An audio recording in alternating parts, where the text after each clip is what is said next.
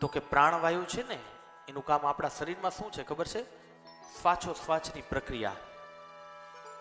નાભીમાંથી શ્વાસ લઈ, કેવી રીતના આપણે લઈ?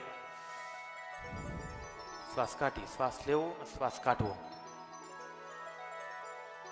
આ બે નળી જો ચોખ્ખી હોય તો શ્વાસ બરોબર આવે, ન હોય તો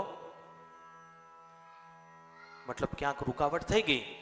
એ રૂકાવટ ક્યાં ક્યાં આવે? તો કે નાભીથી કરી પેલો ભાગ આવે આપણી છાતી. કફ ક્યાં થાય આપણાને? કોઈ દી કોઈ સાંભળ્યું કે મારા પેટમાં કફ થયો, મારા પગના તળિયામાં કફ થયો? થાય જ નહીં. એ કફ ક્યાં થાય? આપણી છાતીમાં. એટલે શ્વાસોશ્વાસની પ્રક્રિયામાં બધાથી મોટું કારણ હોય તો કફ પ્રકૃતિ. જો માણસની 3 પ્રકૃતિ છે, કફ, પિત્ત અને બાત. એટલે શ્વાસોશ્વાસની પ્રક્રિયામાં કફ બાધક બને અને કફના કારણે ગળાના રોગ થાય.